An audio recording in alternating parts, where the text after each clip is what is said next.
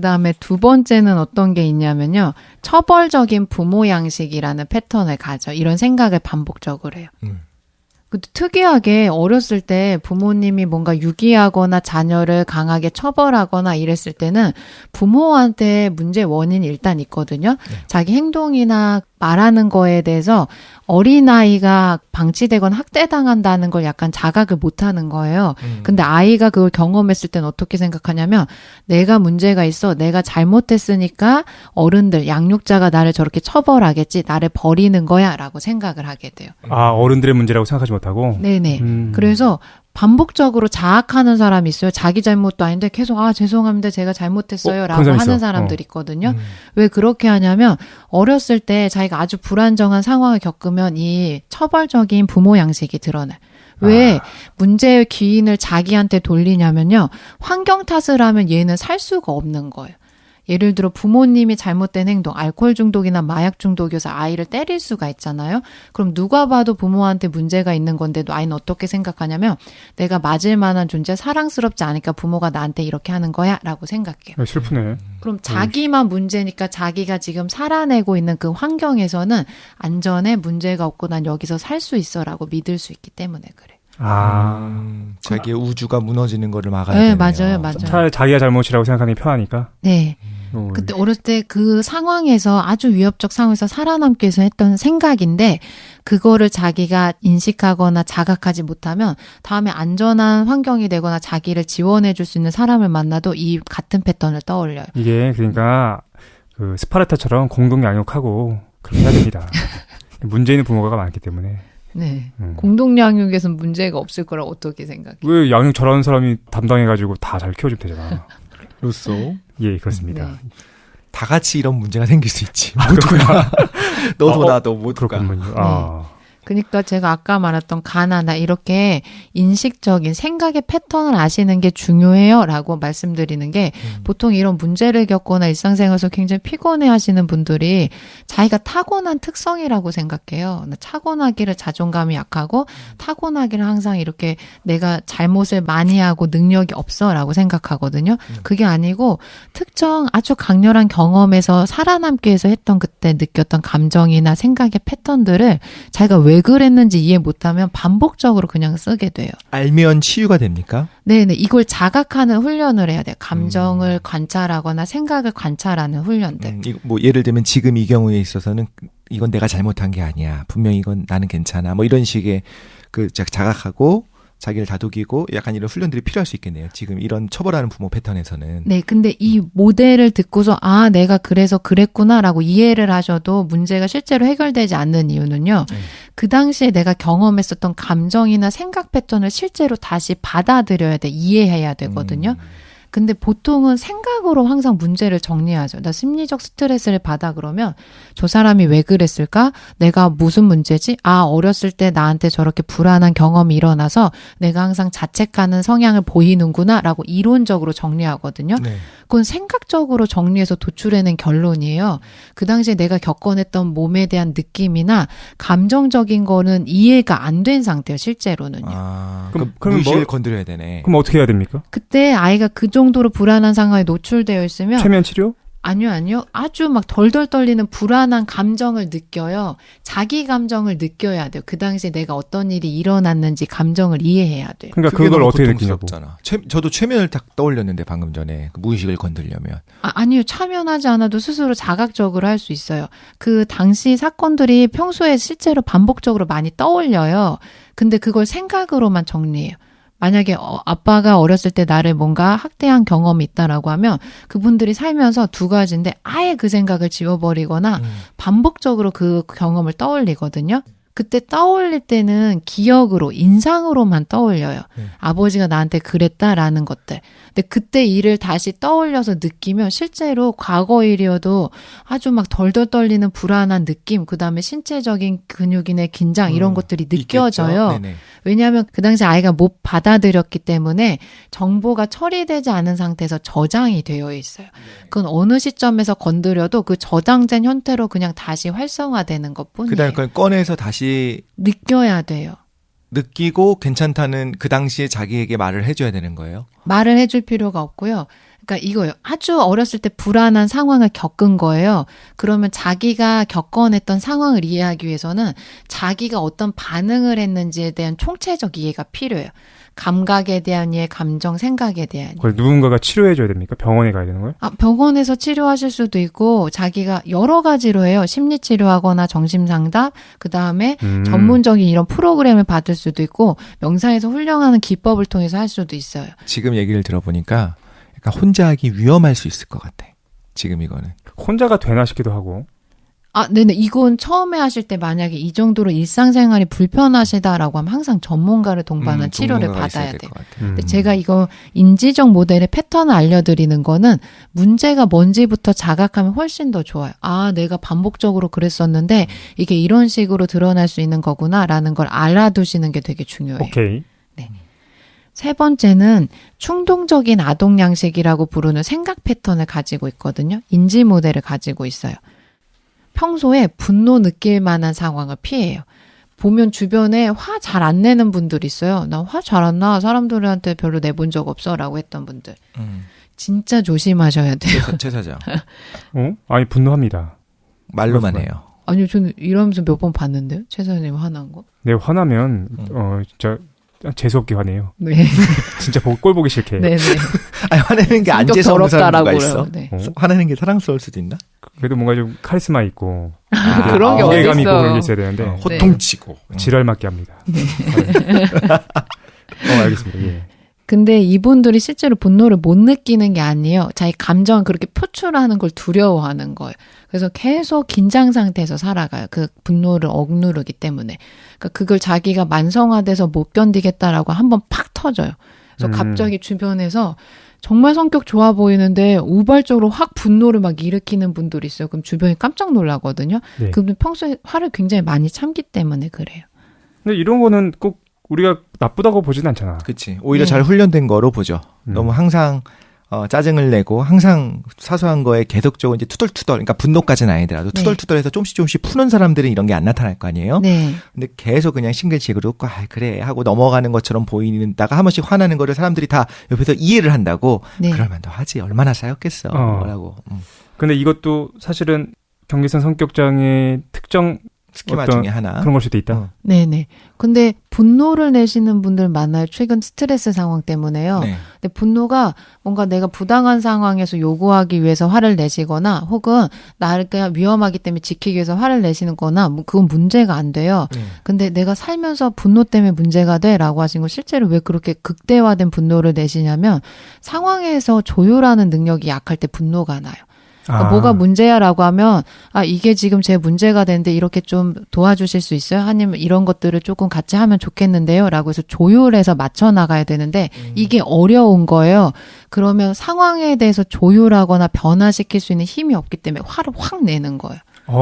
이해할 수 있어요. 알 것 같아. 네. 저도 약간 있는 것 같아요. 길이 네. 막히면 화가 나요. 그 조율할 수 있어요, 독실님? 조율을 못 하잖아요. 네, 맞아요. 조율을 못 하는 경우에 그러니까 어쩔 수 없는 거잖아. 네, 맞아요. 예를 들면 난 2시까지 가야 된다고 저기를 무조건 가야 돼. 네네. 근데 평소에 절대 안 막히는 길인데 이상하게 너무 막혀서 너무 늦을 것 같으면 조바심이 나다가 그게 조바심만 나고 어쩔 수 없이 하지 않고 화가 나요. 막 길이 왜 막히는 거야. 그냥 5분 일찍 나오세요. 그래야죠. 네. 근데 그게 이제 화로 변화되는 내 모습을 스스로 보면서 이거 좀 문제가 있는데 왜냐하면 내가 어떻게 할 수 없는 부분인 거고 길이 막히는 건 내가 어떻게 조율할 수 없는 거잖아요. 나도 이상하게 분노가 많이 느끼는 게 차에서 분노가 느껴져. 네. 그래서 가끔은 생각을 해. 이 분노가 도대체 어떻게 발현되고 있는 것인가. 나도 한 번씩 생각을 해요. 그냥 10분 늦게 나와서 그런 겁니다. 그렇구나. 근데 저는 빨리 가는 편이거든요. 약속 시간보다 거의 항상 맞아요. 일찍 1시간 정도 일찍 가는데도 불구하고 그래도 화가 나.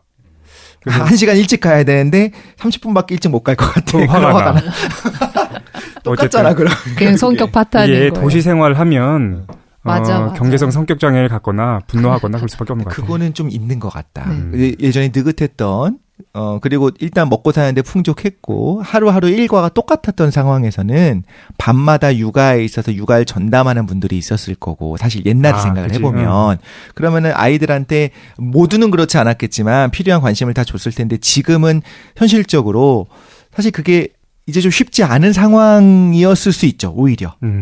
그리고 이제 미국 같은 경우에는 오히려 좀 위험하다 싶을 정도로 한국은 그래도 아기가 울면 달려가잖아요. 네. 그래서 이제 돌봐주고 미국은 아주 아기인데도 불구하고 방 따로 써버리잖아요. 그렇네. 울어도 내버려 두고 일단 독립시킨다고. 그런 식으로. 네. 그래서 약간 그 문화에 대한 차이도 좀 있을 것 같아요. 이거는. 근데 이게 지금 여기서 말하는 게 뭐 차 막힐 때 화내는 정도를 얘기하는 것 같지는 않은데. 네, 그건 네. 아니에요. 네. 다행이다. 평소에 그 극단적인 분노를 표출하는 그래, 거. 극단적이어야 되고. 극단적으로 화가 난다니까. 그러니까 좀 비일상적이거나 일반적이지 않은 형태로서의 분노까지도 보여진다라고 하면 네. 그렇게 볼 수 있겠다. 그러면 합리적인 다른 해결 방안이 있을 때 그거를 안 하고 화를 내는 거예요? 아니면 없을 때 화를 내는 거예요? 합리적인 해결 방안. 네, 다른 중재가 가능한 경우에 화를 내면 문제예요? 아니면 중재가 불가능할 때 화를 내는 게 문제예요? 이 모델 말고요? 이 평소에? 모델에서. 아니, 다 문제가 돼요. 그냥? 네네. 왜냐면 일상생활에서요, 중재를 못할 때도 있고, 중재가 가능할 때도 그쵸. 있어요. 저희가 항상 인간이 뭔가 잘 노력하면 모든 걸 다 해결할 수 있어 라고 생각은 안 그래요. 아무것도 할 수 없는 상황이 있어요. 맞아요. 네네. 근데 그게 있다는 걸 모르기 때문에 그렇게 화를 내는 그러니까 어쨌든 이걸 보고서 뭐 이렇게 중재가 가능한데 화냈으니까 쟤는 문제다 이렇게 볼 수는 없는 거고. 네. 중재가 불가능한 때 화를 내는 것도, 그러니까 어차피 중재가 불가능한 거였으니까 받아들여야 되는데, 그걸 네. 못 받아들이고 화를 내는 게 문제가 될 수도 있는 거네요, 그것도. 네네. 그러니까 이제 아까도 얘기했지만 정도 문제인 것 같아. 얘가 화를 냈으니까 문제고 그게 아니라 네. 적절한 상황이었는지 그게 반복적으로 나타나는지 그걸 좀 지켜봐야 될 것 같다. 네. 예를 들어 제가 예전에 일할 때 되게 약간 예민해지는데 네. 뭔가 사람들이 내 기대에 맞추지 못할 때 있잖아요. 근데 그럴 때 당연히 내 기준이 있는 것처럼 다른 사람들도 기준이 있거든요. 그러니까 모든 사람이 나랑 같이 일한다고 해서 내 기준에 다 맞춰줘야 되는 건 아니에요. 그럼 내 상황이 필요하거나 이걸 설명해 줄 수 있어요. 제가 무슨 상황인데 이렇게 해주시면 도움이 될 것 같아 해주실 수 있으세요? 혹은 이게 필요한데 지금 이렇게 언제까지 처리할 수 있을까? 이렇게 말을 해야 되는데 제가 생각한 일정이나 이런 업무 강도가 있는데 그거를 벗어나거나 못한 사람이 있다. 그럼 정말 분노가 치미는 거예요. 나도 알아. 뭔지 알아. 미친 거 아니야? 왜 이 정도밖에 못해? 지금 뭐 하자는 거야? 막 이런 식으로 화가 나요. 뭘 조율할 생각이 없어. 얘를 처치하겠다라는 생각밖에 없어요. 저도 있는데, 시간이 지나면서 받아들이게 돼. 그럴 수 있겠구나. 근데 처음에는, 아니, 왜 모르지? 왜 우리가 꼰대가 되고 있다는 증거입니다. 네. 근데 오히려 이제 시간이 지나면서 많은 사람들을 알게 되면 그럴 수 있겠구나. 사람마다 다르구나. 라는 걸 나중에 받아들이게 되는 거죠. 처음엔 자기중심적으로 생각을 하니까 나라면 이럴 텐데 왜 이 사람은 이렇게 행동하지라고 그러니까 나이가 들면 들수록 그 어떤 좀 어설프게 행동하거나 이제 배움을 시작하는 사람들 보면서 못 참게 되는 경우 그런 게 생기는 것 같긴 해. 전 사소하게 예전에 알바할 때 알바들은 시급을 받잖아요. 네. 제가 이제 커피숍이나 뭐 시급 받는 알바들을 막 할 때 그때가 아마 최저임금 뭐 4,000원 이 정도였거든요.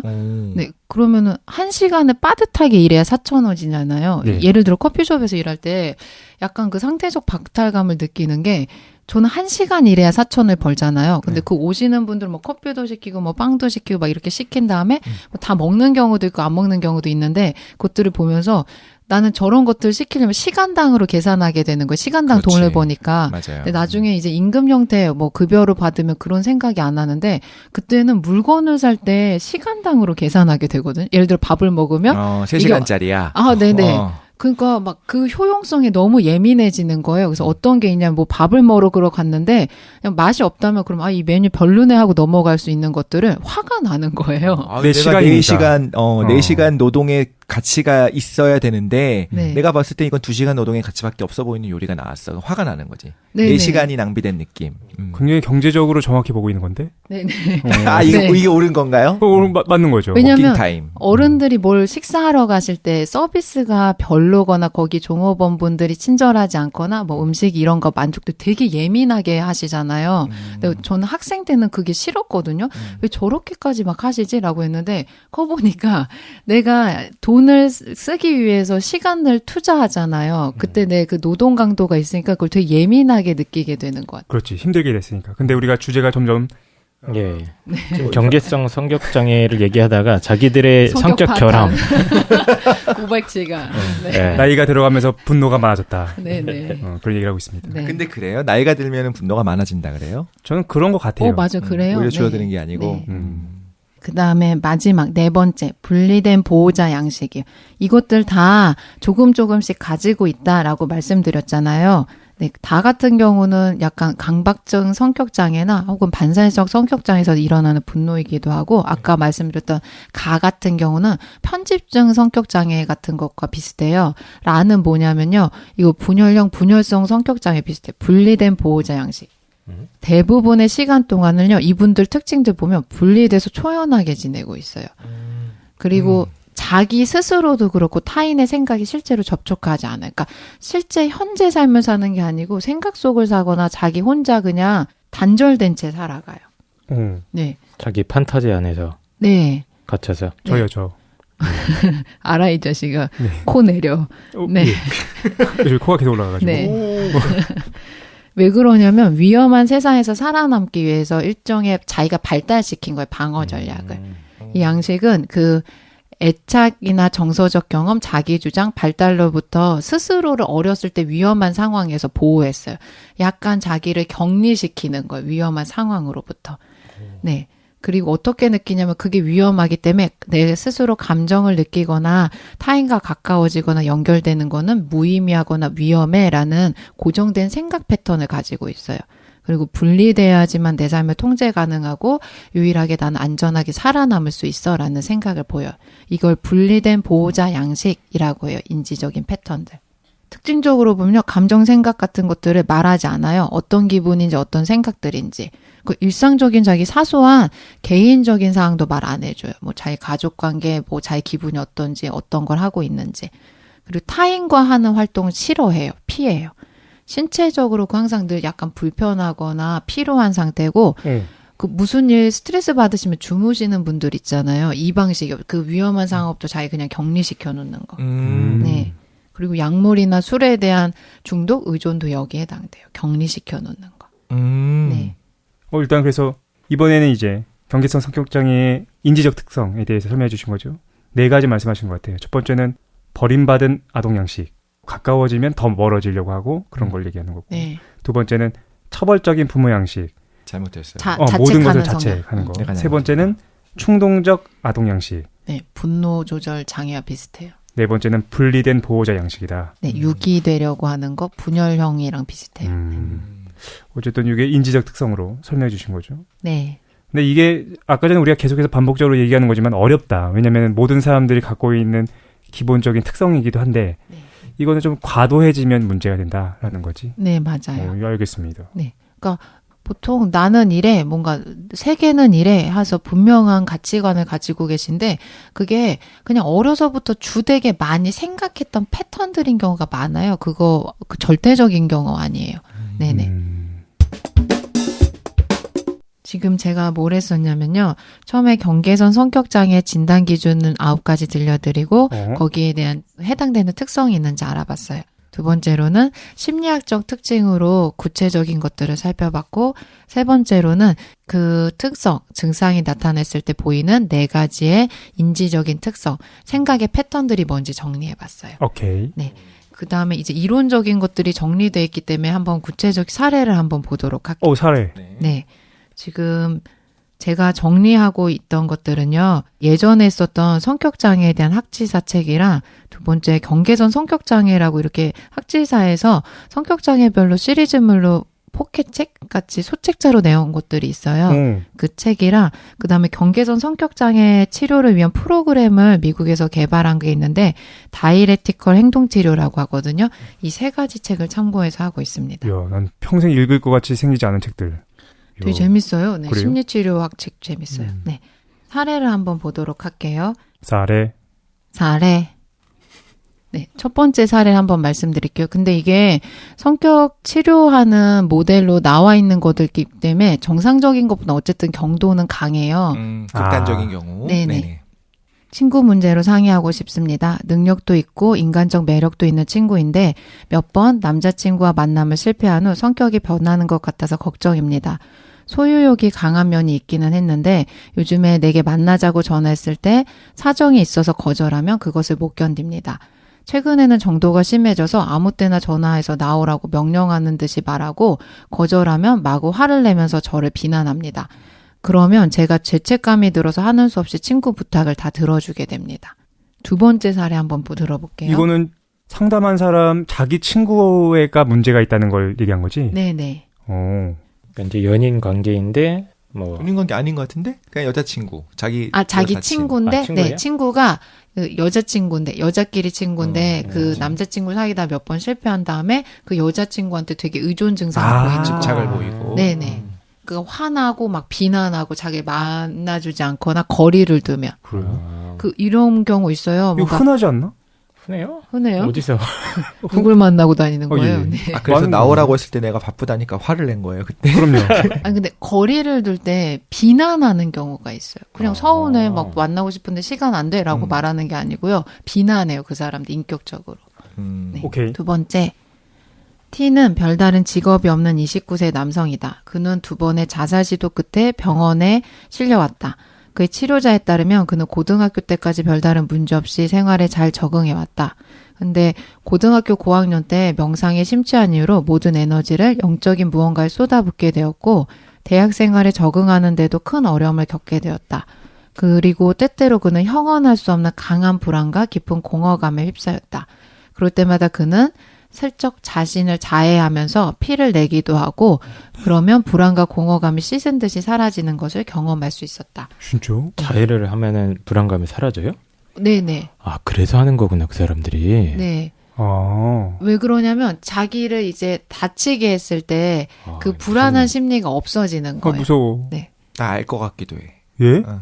그러니까 그 심리가 있을 것 같아요. 그런 게 있을 수 있겠다라는 생각이 들어요. 전혀 감도 그래서 안 오는데? 왜? 독실님은 입술로 자해를 이렇게 입술을 그거는 씹으면서 입술 씹으면서는 사실 집중할 때 이제 하는 거고 손을 네. 물어뜯든가 뭐 연필 끝을 못 뜯든가. 근데 그게 아니라 모르겠어요. 말로 형용하기 힘든데 강한 불안 심리가 있을 때 나를 좀 다치게 하면 그게 그러면 그게 좀 해소되는 게 있을 수도 있을 거라는 있을 생각이 수도 드는 있을 거예요? 거라는 생각이 들어. 어. 이해가 가요. 독실에 신고하도록 합시다.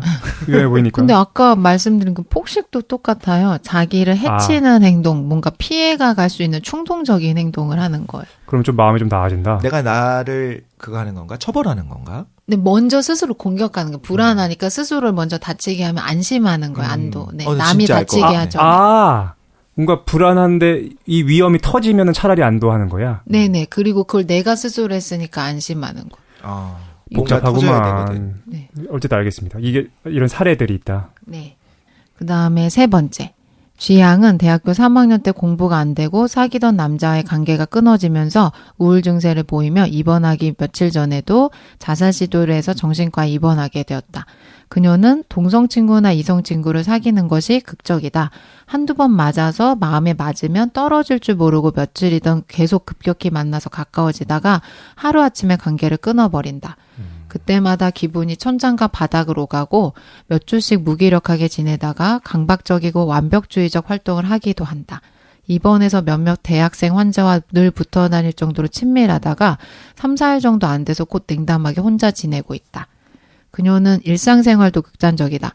자기 방해를 한 달 가까이 치우지 않아서 흐트러뜨려 놓고 있을 때도 있고 그러다 한번 정리할 때는 며칠씩 시간을 보내기도 한다.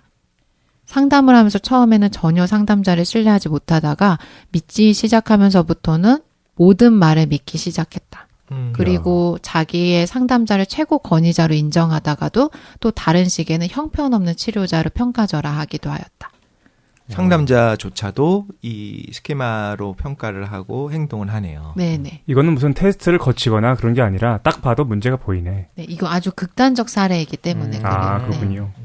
그러니까 요 정도가 되면 우리가 좀 우려할 만하고 치료를 받아야 되고 일반적으로 긴가민가 정도면은 그냥 정상이다라고 봐야 될 것 같아.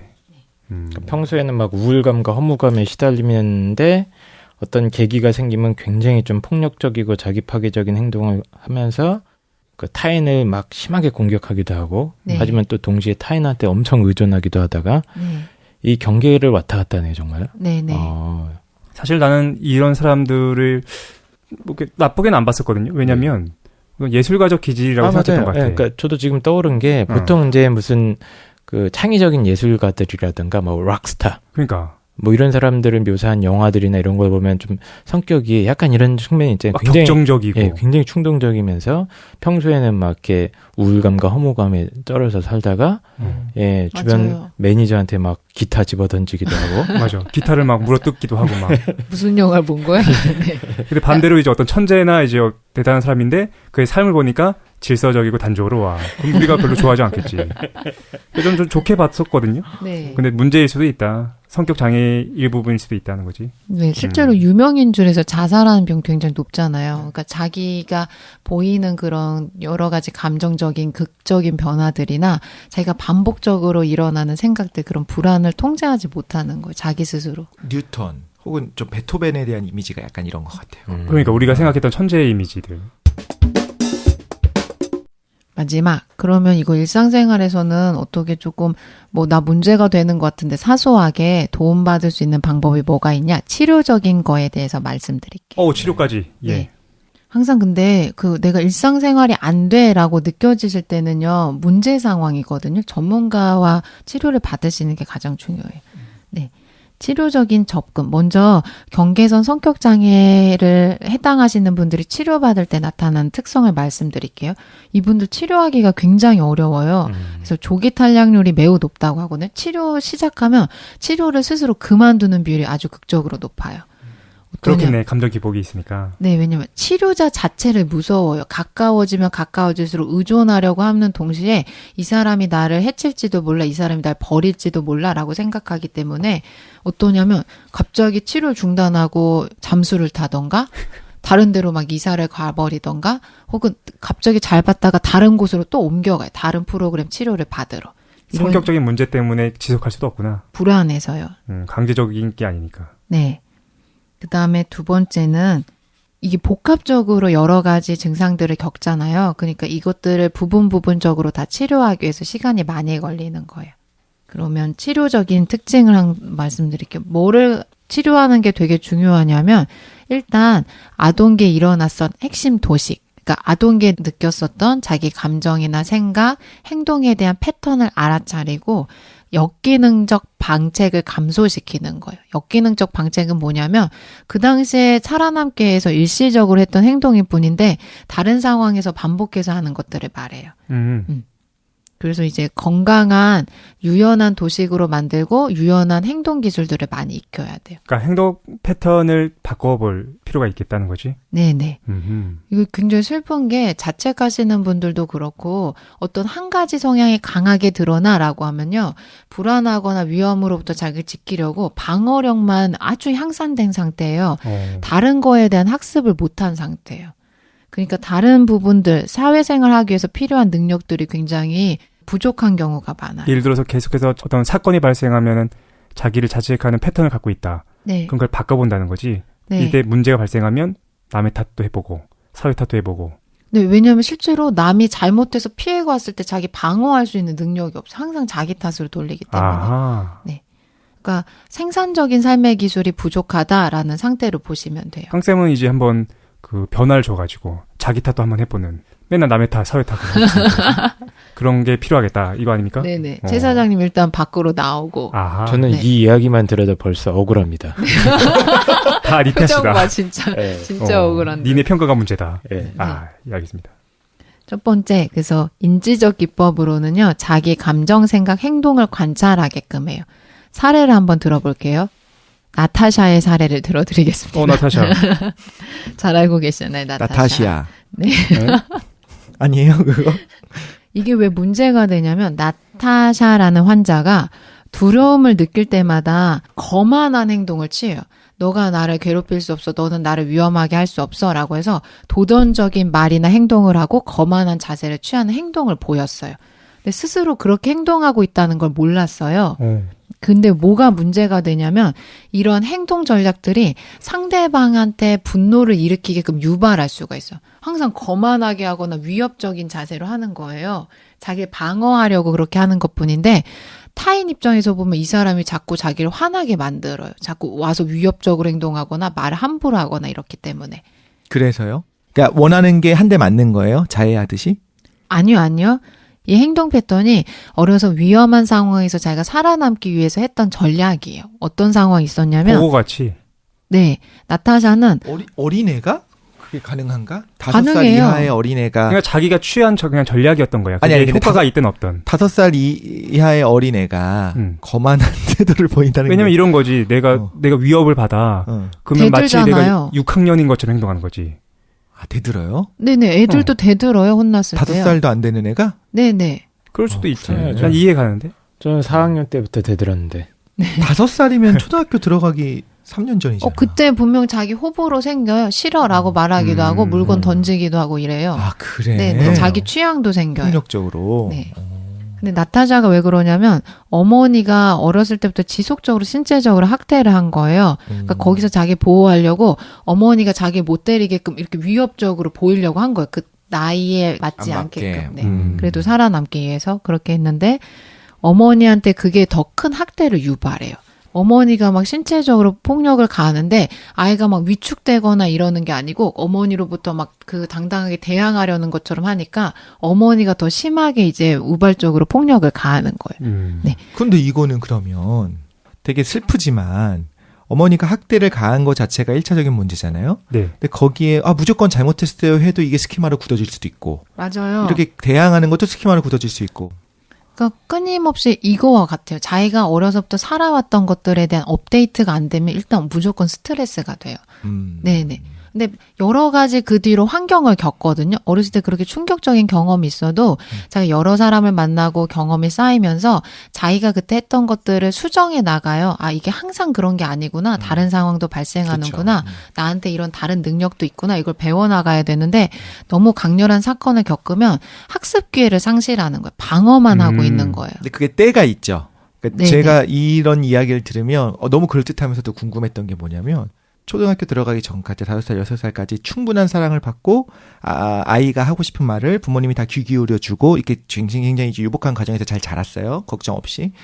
딱 처음 사회생활 시작하는 초등학교를 들어갔을 때 이제 깜짝 놀랄 정도의 상황에 이제 처한 거야, 걔는. 언제나 사랑받고 언제나 인정받고 그랬었는데 갑자기 선생님이 너 말대꾸하지 마 이렇게 한다든가 네. 뭐 이렇게 체벌을 시작한다든가 혹은 왕따를 당한다든가 어떤 이유로든 간에 그럼 그때는 오히려 트라우마가 잘 안 생겨요. 어렸을 때 잘 교육을 받았었으면 그때도 마찬가지로 우리 부모로부터 완벽히 안전하고 나는 좋은 교육을 받고 사랑받고 그러니까 안전한 이렇게 잘 살았는데 최초에 아무튼 간에 내 기대와 다른 경험을 하는 시점은 언젠가 올 거 아니에요. 근데 그게 너무 일찍 오면 문제가 되는 건 오케이. 그럼 나중에 오는 건 괜찮아요?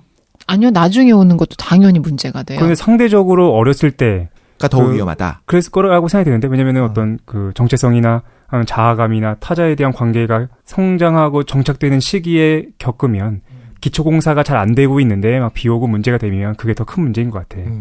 어렸을 때 사랑이 충분하거나 자신감이나 정체감이 형성이 되면 나이가 들어가지고 큰 트라우마를 겪을 수는 있겠지. 그렇죠. 근데 그 당시 한동안 치유의 과정이 있겠지만 난 어느 정도 기초공사가 잘 돼 있으니까 그거는 사라질 것 치유가 같아. 쉽게 가능할 거다. 상대적으로. 네.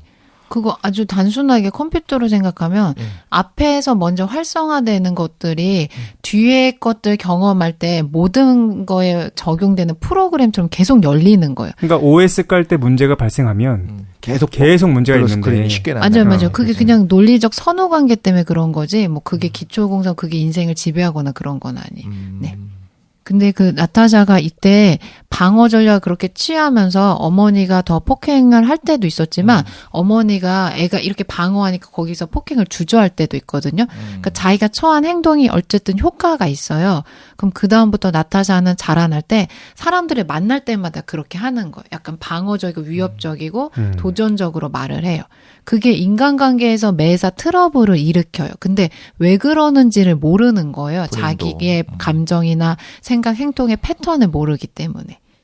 그 다음에 근데 나타샤가 이제 상담을 통해서 치료를 받고 나면서 자기의 행동에 대한 고정된 그 스키마, 도식을 깨달았어요. 그래서 이게 문제구나라고 해서 이것들을 다시 전환시켜야겠다라는 새로운 시도들을 하게 돼요. 이런 식으로 치료가 일어나요. 자기도 몰랐던 자기 모습을 객관적으로 알게 될 때 시작되는 거네요. 네네. 그러니까 충분히 많은 것들을 들어보시고 많은 것들을 조금 보는 게 중요해요. 왜냐면 아주 다양한 것들에 대한 것들이 도식이 있거든요. 그러니까 그거를 세세하게 다 알아차리려면 많은 정보, 뭐 여러 가지 이론 혹은 듣고 싶으신 거, 사람들의 경험도 많이 받으시는 게 중요해요. 네. 두 번째, 이분법적 사고를 건드려야 돼요. 이분들이 이제 방어 전략을 취하니까 다양한 사람을 만나면서 그때그때마다 소통하는 걸 안 배운 거예요. 그러면 극단적인 모델만 있거든요. 아주 나를 보호해 줄 수 있는 이상적인 사람, 아주 위험하고 나쁜 사람. 근데 이제 중간 단계 여러 가지 삶의 형태나 인간상을 배우기 위해서는 이분법적 사고를 건드려야 돼. 이때는 환경적 변화가 실제로 필요해요.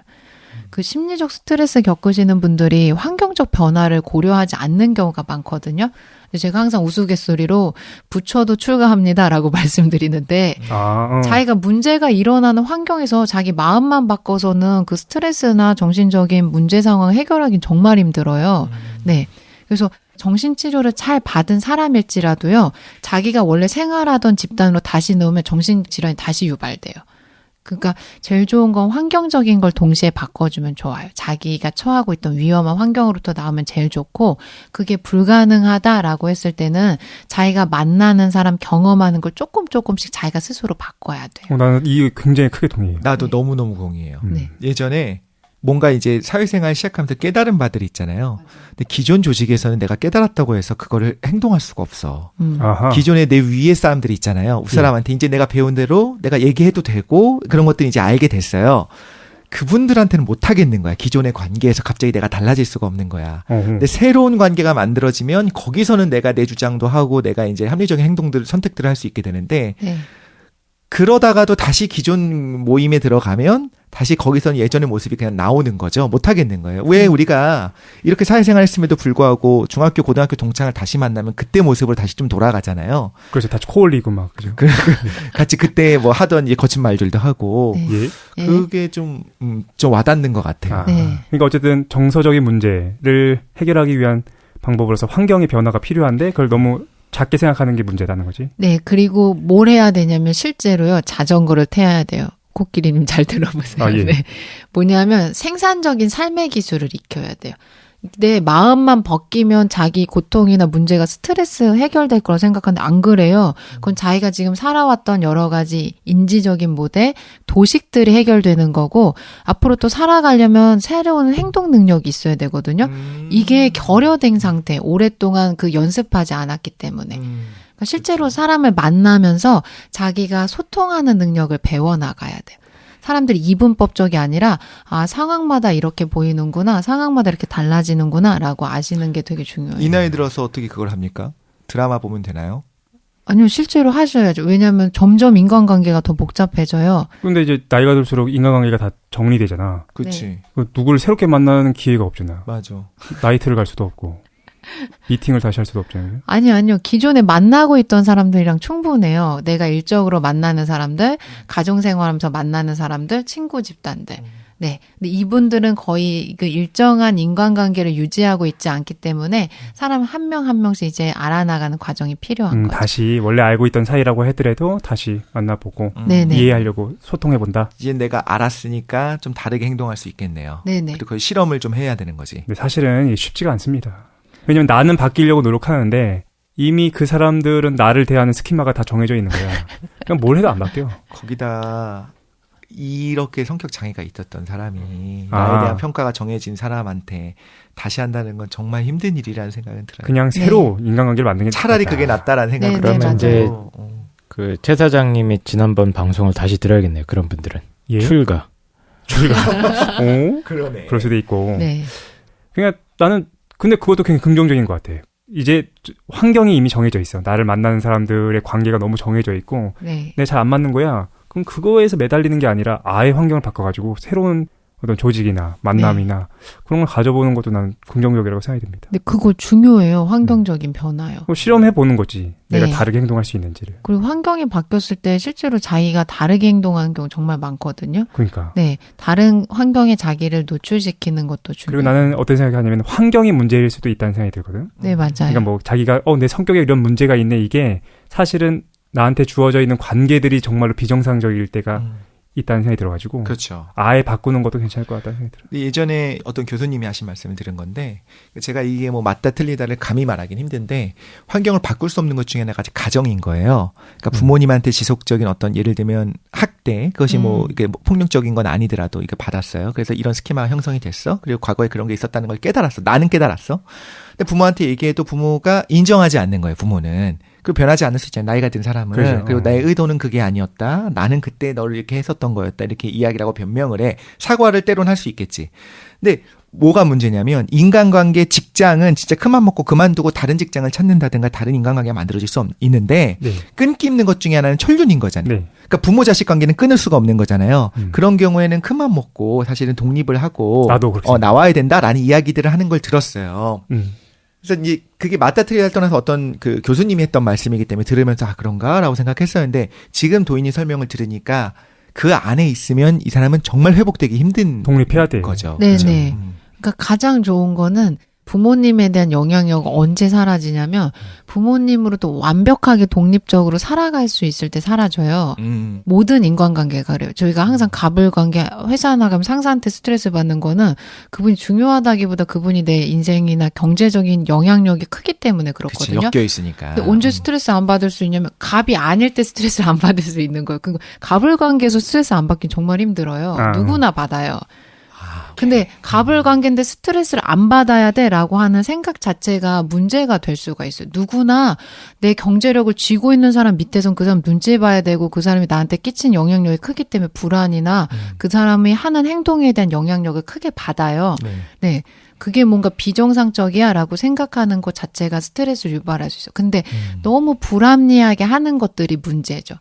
그거를 내 노력, 마음을 고쳐먹어서 스트레스 고치긴 힘들고 환경적으로 실제 변해야 돼요. 그분이 그렇게 못할 수 있는 게 뭔가 제도적이나 지침적으로 있어야 되고 네. 상사나 갑의 관계에서 그다음에 두 번째로는 자기 스스로도 갑에 대한 영향력이 아주 약해지면 약해질수록 좋은데 그거는 거의 불가능하잖아요. 그렇죠. 누구라도 위에 갑은 항상 있는 위치에 있거든요. 그럼 내 삶이 너무 파괴될 것 같으면 좀 결단이 필요할 수 있겠네요. 어느 선에서는. 네네 맞아요. 네. 최 대장님, 예. 우리의 갑. 근데 똑바로 일하십시오. 네. 열심히 최선을 다하란 말이야. 계속 이런 식으로 하면 다음 주에 한번 쉴 겁니다. 알겠습니다. 재미있게 잘 들었습니다. 경계성 성격장애의 어떤 특징에서부터 인지적인 특성 그리고 실제로 그 치료법까지 네. 같이 다뤄봤는데 좀 이해하게 된 것 같아요. 아까 김도인이 처음에 시작할 때 이걸 좀 알아두면 좀 도움이 될 거다라는 게 무슨 말인지도 알 것 같고 네. 재미있게 잘 들었어요. 그 스트레스 받을 때요, 그 되게 불안해 하거든요. 내가 왜 이러는지 스스로도 모르는 거, 그걸 되게 답답해하고, 나중에는 나 자체에 결함이 있다라고 생각하는데, 그런 거 아니에요. 살면서 내가 그때 받아들이기 어려운 충격적인 사건들이 있었기 때문에, 나도 모르는 사이에 그런 패턴들이 생긴 것 뿐이에요.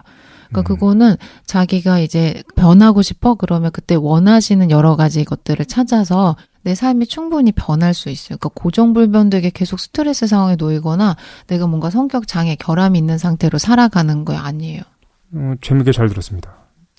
나는 이제 내가 제일 약하고 잘 모르는 게 심리학 부분이라 가지고 이렇게 들으면서 하나씩 배워가는 것도 굉장히 의미가 있는 것 같은데 어떻게 들으셨는지 한 마디씩 얘기한 다음에 오늘 마무리하도록 하겠습니다. 어떻게 들으셨습니까?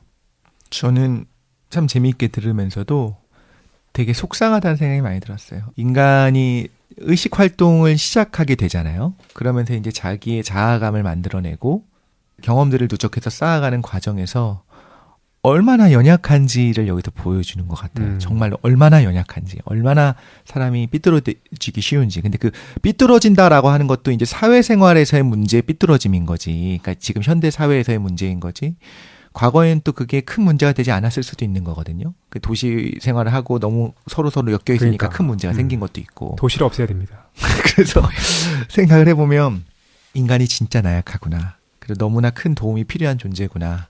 라는 생각이 들어서 좀 많이 속상하고 안타깝다는 생각이 들었고 또 순간 무슨 생각이 들었냐면 인공지능을 우리가 이제 빅데이터로 딥러닝 학습을 시키게 되면 이것이 옳은 거야 좋은 거야 이런 시드값을 주는 것뿐만 아니라 그냥 모든 환경에 노출을 시켜가지고 이제 학습을 시킬 수 있을 거예요. 예를 들면 그 AI를 그럼 걔가 어떤 걸 가지게 될 거냐면 꼭 좋게 되지 않을 거라는 거지. 그렇게 인간의 아주 어린 시절에 그 경험의 누적이 없는 경우에 제대로 학습하지 않았을 때 이러한 여러 가지 그 성격 장애 혹은 인격 장애가 나타날 수 있는 것처럼 과연 이거를 시뮬레이션을 돌렸을 때 인공지능도 마찬가지 어떤 인격 장애 혹은 성격 장애, 인공지능격 장애가 생길 것인가. 네. 이거에 대한 약간 흥미로운 좀 생각도 사실 좀 들어가지고 저는 되게 재미있고도 좀 속상하고도 흥미롭게 들었습니다. 지금 말씀해 주신 거 저는 똑같이 생길 거라고 봐요. 변수값을 대입해주지 않으면 네. 이 프로그램 그 고착화된 패턴 계속 그대로 활성화될 것 같아요. 그렇죠. 마스터가 그러니까 처음에 이제 겪게 되는 마스터 부모 같은 사람이 있을 텐데 그 프로그래머가 됐든 누가 됐든 그 사람이 만약에 여기서의 안 좋은 부모상의 모습을 보이게 되면 네. 그 컴퓨터도 동일한 모습을 보이게 될 거다. 아, 약간 좀 신기하지 않아요? 그런 것들이. 그냥 업데이트 안 된 프로그램 똑같이 그냥 활성화되는 것뿐이에요. 의식이라는 건 원래 그런 거구나. 생각해보면 강아지들을 처음 훈련시킬 때도 제대로 하지 않으면 아주 그냥 그지. 나쁜 개가 되는 것처럼 의식이 원래 그렇군요. 저도 재밌게 잘 들었습니다. 여러 가지 생각이 막 복합적으로 나는데 첫 번째는 부모가 좀 걱정이 됐어요. 나는 그런 게 싫거든. 기본적으로 부모한테서부터 원인을 찾는 어떤 심리학적 특성이 있잖아. 네. 그게 참 싫은 거야. 왜냐면 인간이 복잡한데 왜 자꾸만 그걸 다 부모의 책임으로 돌리는가. 자기 책임을 어떻게 보면 회피하거나 전가시키는 걸 수도 있다라는 생각이 좀 들었었거든. 그럼에도 불구하고 사실인 것 같기도 해. 부모의 영향이 지대하게 크다는 것이. 그런데 우리가 알지 않습니까? 어렸을 때도 그렇고 우리가 젊었을 때는 부모가 어른이기도 하고 좋은 사람이 많을 거라고 생각이 들었었는데 우리가 부모의 나이가 되고 나니까 한없이 이제 부족한 거라는 걸 알게 되는 거야. 그런 사람들에 의해서 아이가 또 길러지기도 하는 거고. 그러다 보니까 속상하기도 해요. 왜냐면 이게 불완전한 어른, 불완전한 부모의 모습으로서 이제 아이가 길러진다는 게 속상하기도 한데. 근데 이제 김도인이 그런 얘기를 하는 거지. 하지만 그것이 치료될 수 있다는 거야. 자신이 갖고 있었던 그 패턴에 대한 치료나 환경을 바꿈으로써. 그래서 독실이가 얘기했던 것처럼 인간 전반에 대해서 생각하게 된 것 같아. 인간이 어떻게 길러지고 어떻게 어른이 되고 자신의 문제를 어떻게 갖게 되고 그것을 어떻게 바꿔나가야 되는 의지가 필요하고 그런 것들을 생각해보게 된 재미있는 시간이었습니다. 감사합니다. 저도 한 말씀 보태면은 일단은 그 김도희님께서 이 심리 이야기를 많이 해주시잖아요. 네. 네, 그래서 이제 저희들이 어떤 유형인지 성격적으로 그리고 너희들이 혹시 어떤 결함들이 있는지 이런 거를 좀 굉장히 날카롭게 분석해 주시지 않습니까? 예. 예, 그리고 이런 이 심리학 관련된 혹은 이제 성격 관련된 컨텐츠들에 그 청취자 여러분들이 관심이 정말 많은 것 같아요. 좋아하시는 것 같아요. 예, 이게 어떻게 보면 내 얘기가 될 수도 있고 아니면 내 주변 이야기가 될 수도 있는데 그러다가 보니까 이제 훨씬 공감하기 쉬운 거죠. 예, 그래서 김도희님이 어떤 또 잘못된 선택지를 고르면 골로 가게 되지 않습니까? 그렇습니다. 예. 이것도 쫄깃쫄깃한 스릴도 있고 그런데요. 항상 이 심리학 관련된 컨텐츠들을 들으면서 그 우리의 내면이 이 작동하는 방식들을 이해하는 게 얼마나 중요한가, 거기에 통찰력을 갖고 있는 게 얼마나 우리 삶에 큰 힘이 되는가 이런 생각을 한번 해봅니다. 근데 이제 제가 질문이 한 가지 있는데 이게 정말로 김도희님이 이제 과거에 7,800번째 생이셨나요? 네네. 그때는 사람이셨던 거죠, 그러니까? 네, 전 늘상 사람이었어요. 그때 당시에 이런 어떤 증상을 겪었다. 네. 아, 정말로 이랬습니까? 네네. 이 정도는 살아야지 다이나믹하게 이 정도는 살아줘야지. 근데 이게 실제로 뭔가 이렇게 치료가 된 거예요? 어떻게 됐죠? 네. 7,800번 정도 윤회해야 하니까 윤회를 되더라고요. 통해서 했습니까? 네네. 아니 뭐 실제로 본인이 그 극복한 방법 같은 게 있을 거 아닙니까?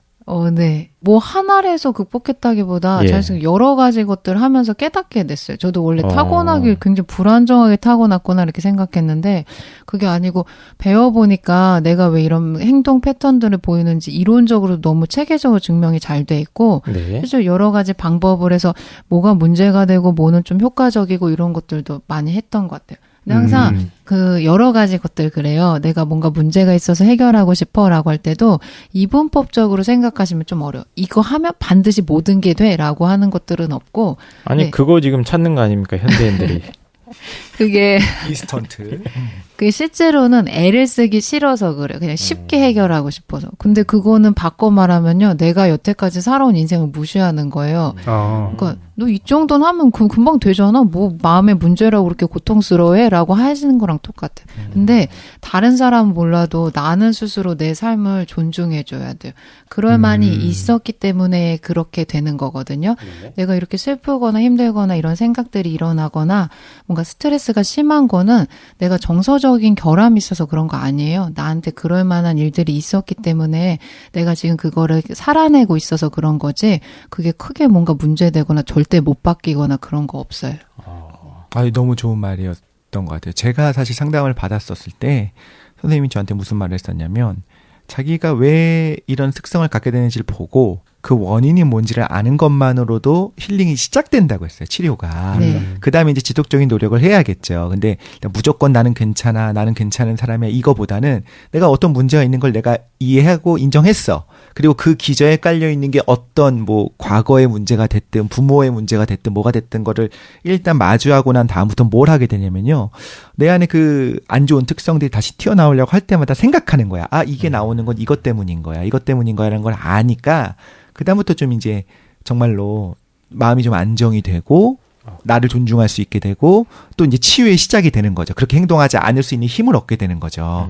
그래서 일단 저는 얘기 들으면서도 되게 좋았었지만 이런 문제가 있는 분들이 이제 심한 분들도 있겠지만 심하지 않지만 내가 약간 이렇게 문제가 있는 분들도 있을 거예요. 그런 분들이 이 에피소드를 들으면서 어떤 본인을 잘 생각해보고 힐링의 시작이 되면 좋겠다라는 생각이 좀 드네요. 네. 저는 뭐 이 모든 문제가 다 야당 때문이라고 생각했었는데 아니었군요. 제 자신을 좀 더 성찰하도록 하겠습니다. 예. 심리에 관해서 이게 종종 하게 되는데 여러 가지 심리적 문제를 겪을 때 많이 애를 쓰는데도 해결이 안 되면 되게 낙담 많이 하시거든요. 근데 바꿔 말하면 그만큼의 많은 인생의 경험들이 있었기 때문에 그래요. 그게 많이 시간이 걸리거나 내가 결함이 있어서 오랜 시간을 들여서 막 뜯어 고쳐야 되는 게 아니고 내가 살아온 경험이나 여러 가지 시간들이 많기 때문에 그걸 하나하나 이렇게 들여다보는 시간이 필요한 것 뿐이에요. 그리고 항상 원래 나는 그래 그런 건 절대 없습니다.